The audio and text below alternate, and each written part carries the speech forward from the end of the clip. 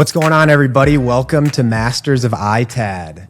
Today on Masters, I'm joined by Garima Oza, co-founder and COO of PixTech. Garima's journey is one of stepping into the unknown, co-founding a company in 2018 and growing it into something that's not just about business, but about relationships, resiliency, and putting customers first. Following the challenges of COVID, Garima and her team developed an AI-powered product aimed at transforming the secondary market for technology, bringing innovation to an industry ready for change. Beyond her professional success, she's also deeply committed to personal growth, building discipline through fitness and meditation, and applying that mindset across every area of her life. Today, we're diving into her journey, the lessons she's learned, and what it really takes to build and scale something meaningful. Garima, welcome to the program. Thank you, Ryan. Yeah, absolutely. I'm in Minnesota. Where are you joining from? I'm joining from India, Pune. India, That's and where in India? That's near Mumbai. I'm based out of a city called Pune. Oh, Pune. Okay, awesome.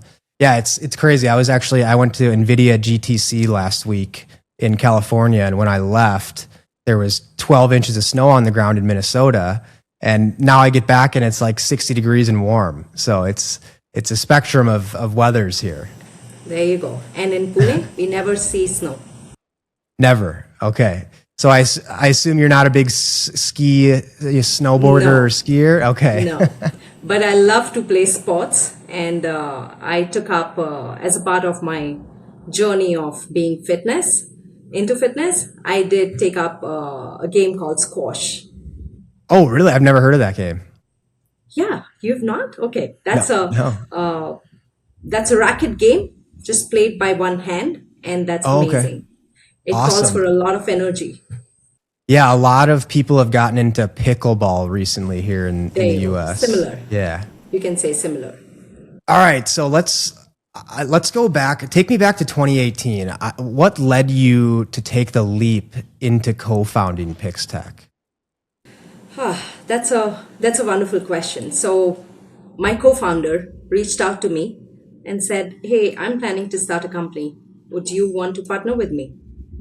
I was like, I never wanted to be an entrepreneur, I would say. And I said, okay, give me a day's time. And next day I said, yeah, I'm in it. So it was it took me 24 hours. And because he and I worked together for a long time in the previous industry, and we formed a great team. We were liked by our customers. We were liked by our team. So I said, yeah, why not? And I'm a person who always is looking for something change and have been very ambitious in my career. Yeah. Changes can be hard for a lot of people, right? So when in that time, what were some of the biggest challenges that you faced early on?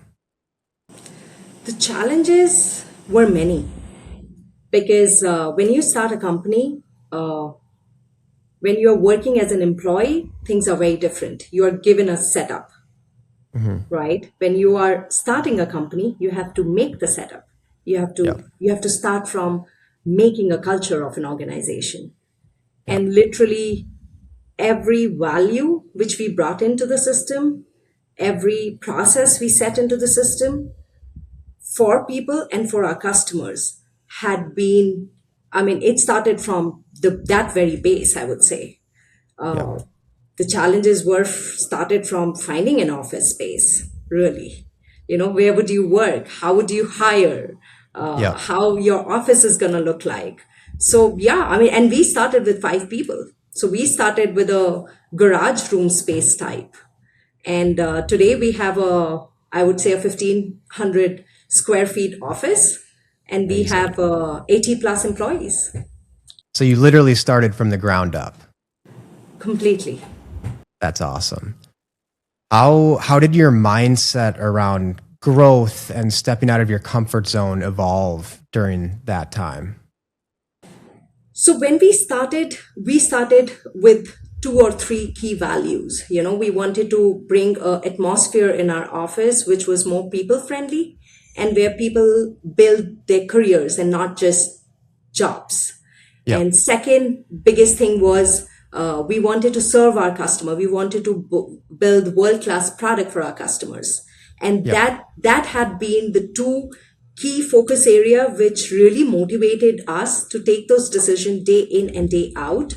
I would say perseverance led the way, and Amazing. each and every day, meeting new customers. So when we started this organization, we started with a services project because we had some great relationship with our previous employers and the previous customers, and that's how we started. But we had a clear vision that we wanted to launch a product. At that time the vision wasn't very clear. Yep. It only started becoming clearer after COVID, I would say. Okay. Yeah, and you had mentioned in some of the details that you sent me that success is built on relationships and compassion. How has that shaped the way you lead your team today?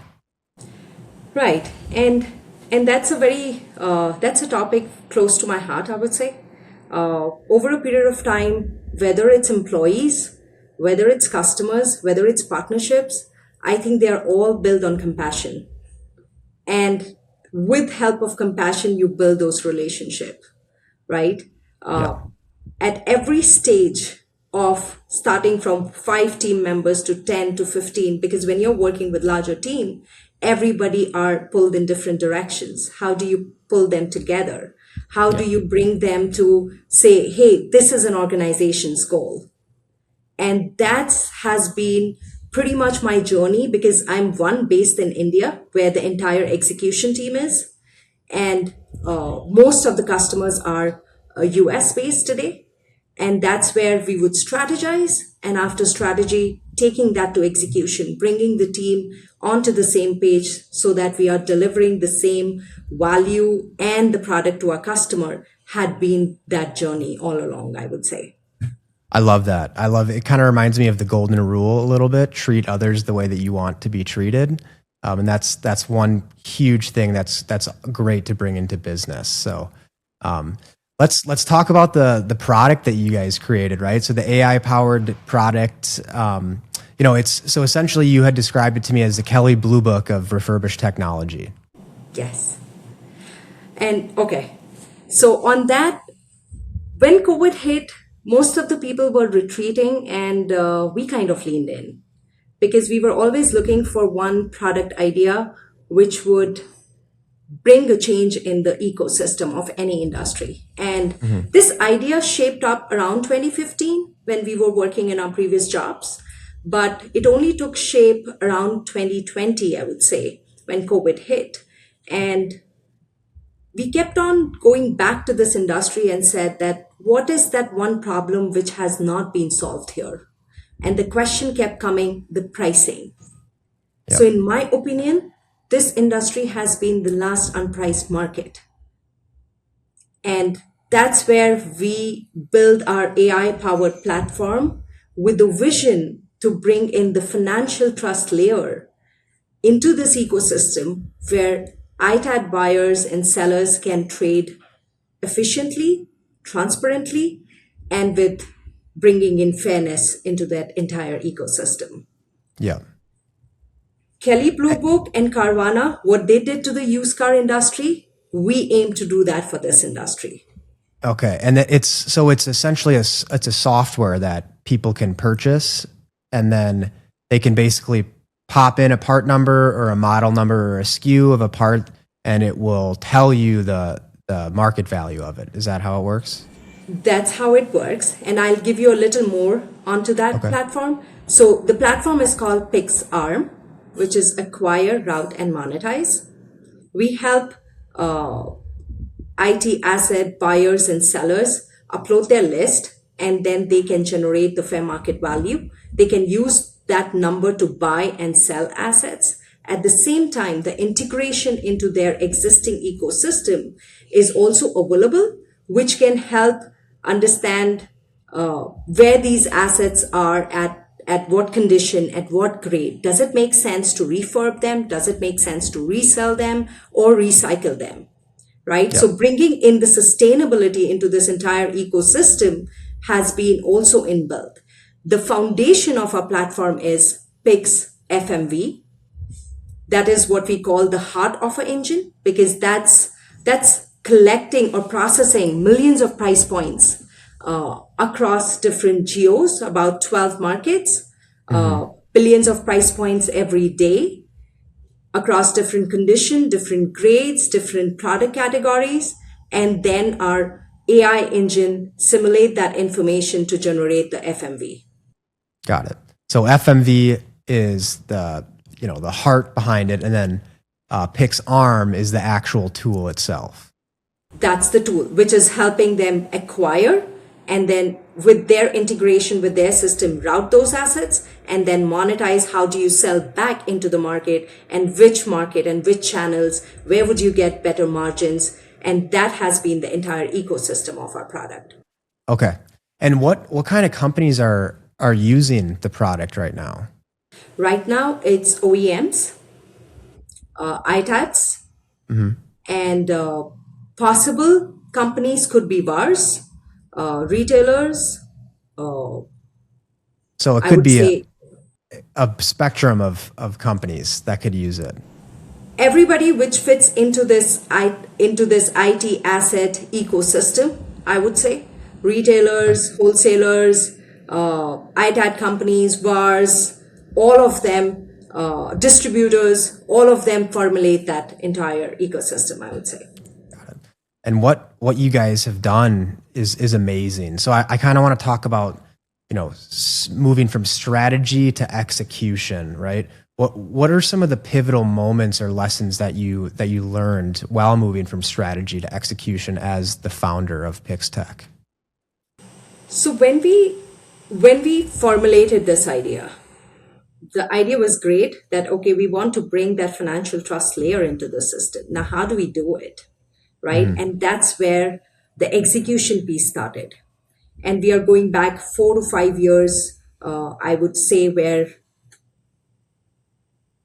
how we started was going through first and foremost what I have always believed in. If you want to automate anything, or if you want to bring the automation into any work, you need to first understand, you need to become the SME of that product itself.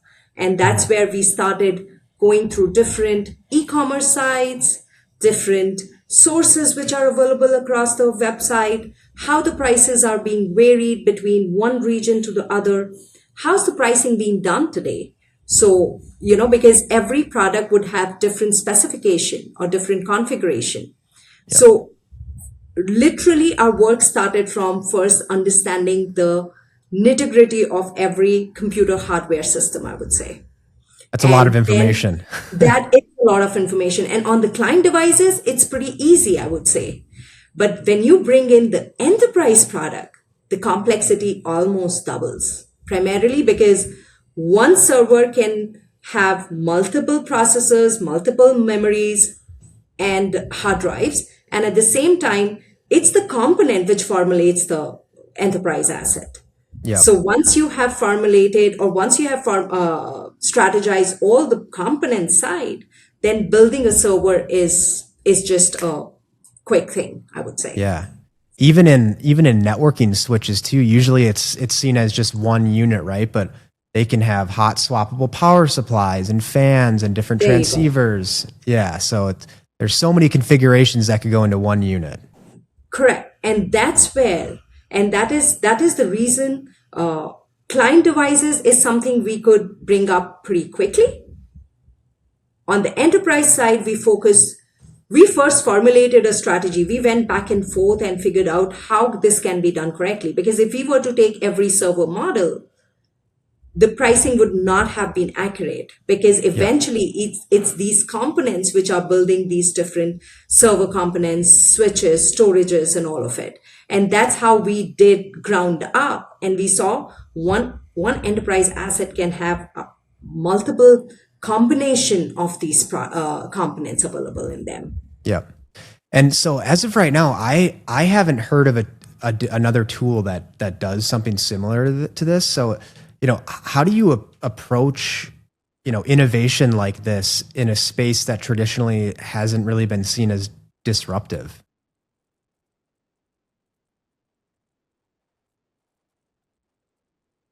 I would say it had been a journey of its own, I would say, right? Because you're absolutely right. One, this ecosystem was already set and built.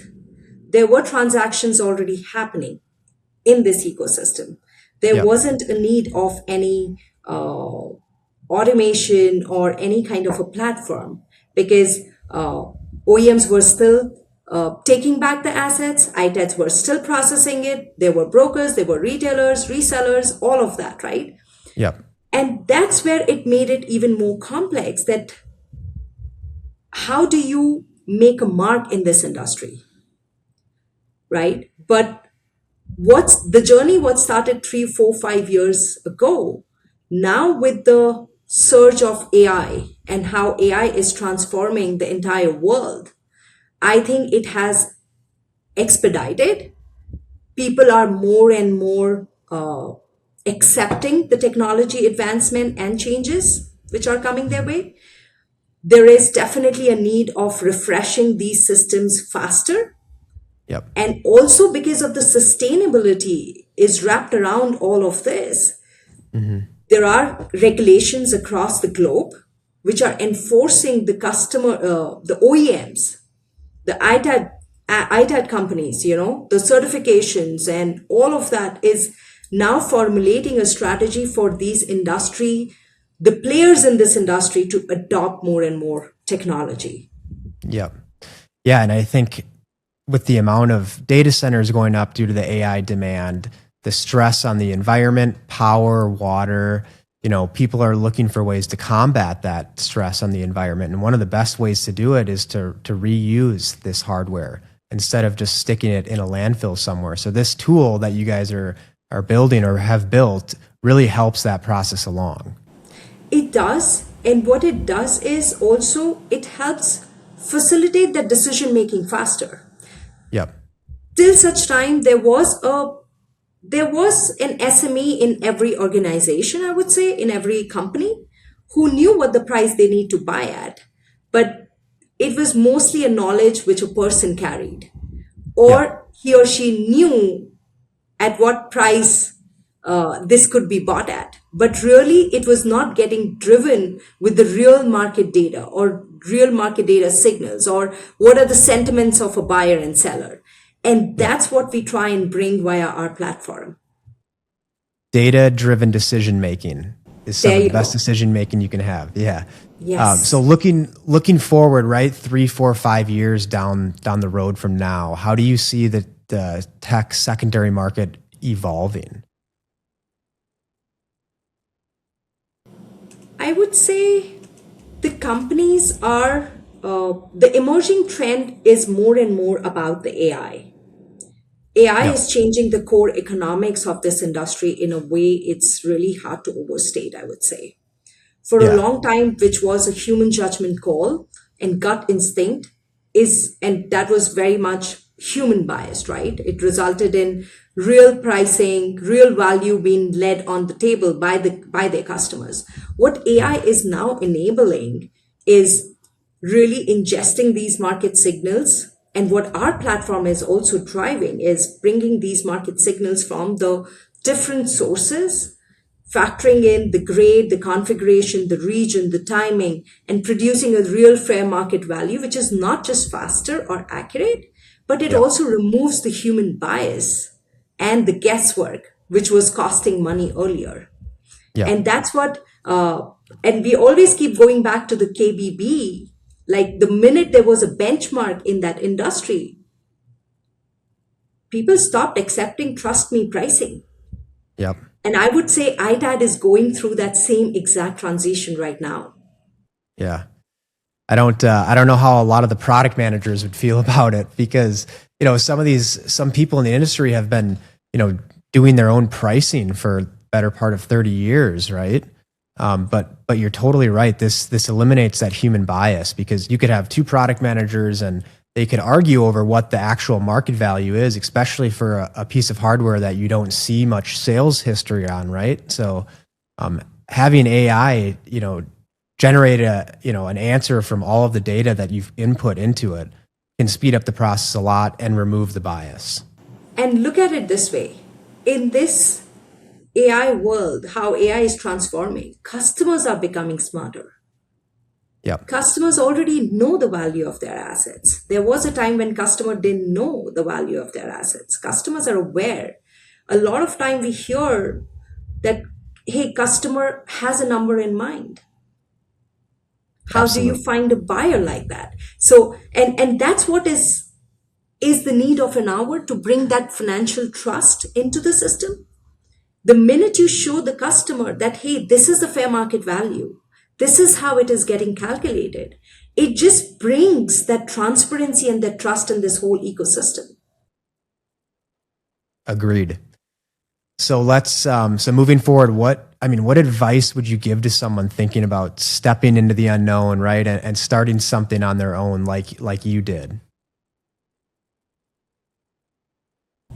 I would say there's this one thing which we have always talked about is change, right? And change could be really difficult for a lot of people, but I think the growth really begins the moment you step out of comfort zone. Yep. And that has been very close to my heart. So I would want to share with everybody that the lessons and the pivots, the belief starts when you start embracing that change. And change and proving that stepping into that unknown can lead to that incredible growth. And that only happens when you get out of that comfort zone. Yeah. It reminds me when I used to play junior hockey a few years ago, and I would have to move from city to city, go to a totally new state, meet all new people. I would go alone, and it was tough, right? I didn't necessarily want to make those huge changes, but now when I look back, those were some of the pivotal moments of myself growing.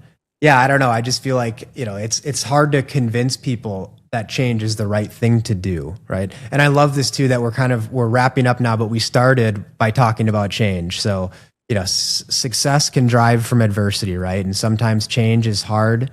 But obviously it's worked out for you, which is amazing. So, in closing here, where can people learn more about PixTech and connect with you? So I am available on LinkedIn and also our website pixtech.com. I will be attending the ITAD summit, so that's another place where I would be traveling to Nice, Great. and I would be connecting with a lot of ITADs and OEMs and other leaders in that summit. Awesome. Well, Garima, thank you so much. This is a wrap on the first ever Masters of ITAD episode, and we couldn't have done a better job with such an amazing guest. So thank you. No, thank you, Ryan.